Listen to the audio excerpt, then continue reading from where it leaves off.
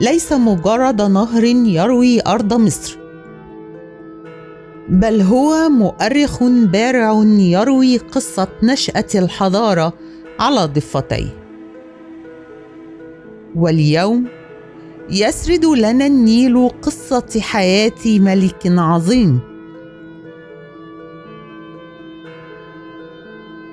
الملك وسر ماعت رع ميري آمن، القوي بماعت ورع، محبوب آمون.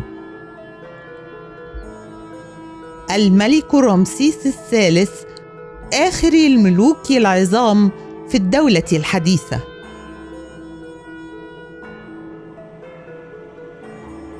وكي نتعرف على الأحداث التي سادت في فترة حكم رمسيس الثالث، يكفينا أن نقرأ ما دون في بردية هارس، تلك البردية المحفوظة في المتحف البريطاني، والتي يصفها علماء المصريات بأنها أهم إرث مدون بالقلم على القرطاس تركه ملك في تاريخ الشرق القديم. فلنقرأ ما دون في بردية هارس التي تبدأ بوصف حي للصورة الحزينة التي كانت عليها مصر في نهاية الأسرة 19 1200 قبل الميلاد. أرض مصر هجرت.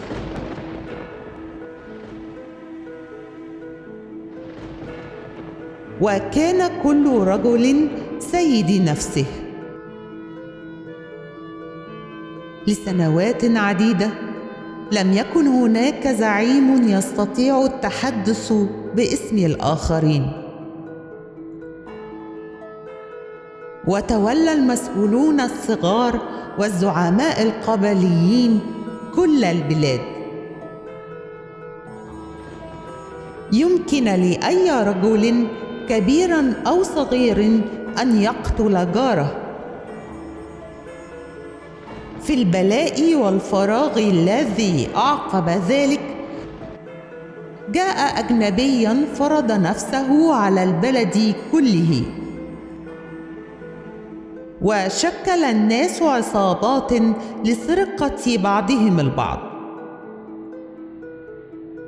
لم يعاملوا الآلهة بشكل أفضل من الرجال. كانت تلك هي حالة البلاد قبل أن يلي أمرها رمسيس الثالث.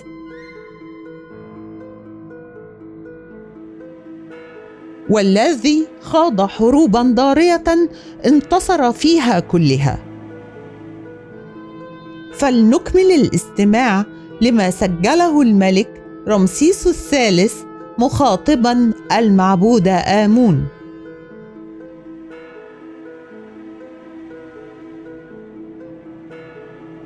لقد ملأت بيوت المال بسلع أراضي مصر من ذهب وفضة،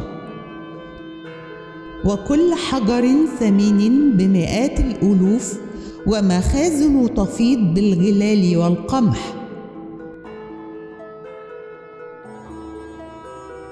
والحقول والقطعان كانت في كثرتها مثل رمال الشاطئ.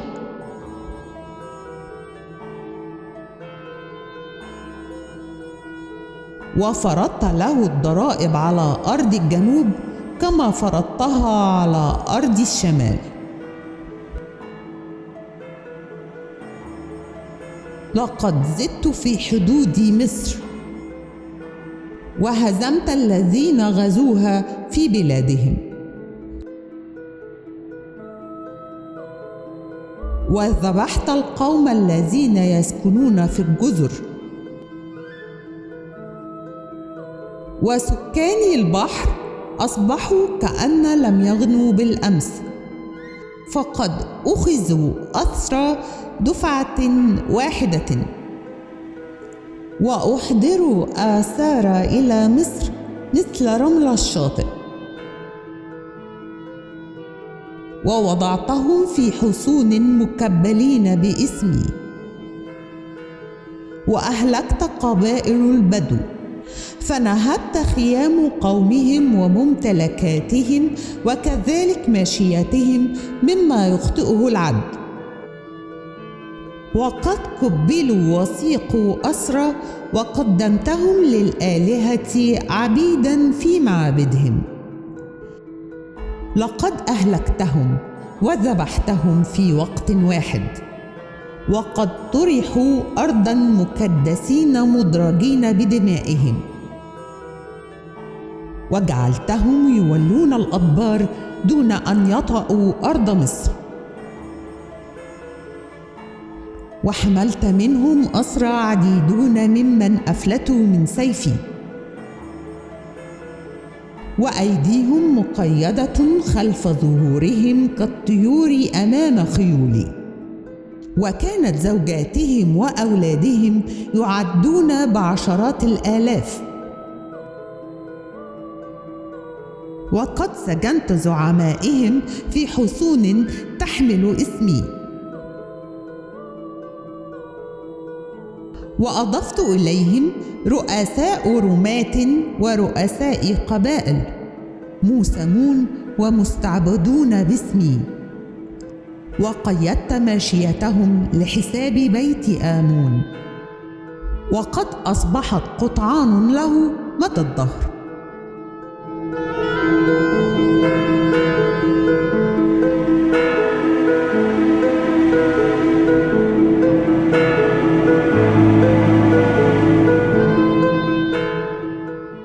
ومن الآن احجز لخيالك مكان، فالنيل لا زال يروي.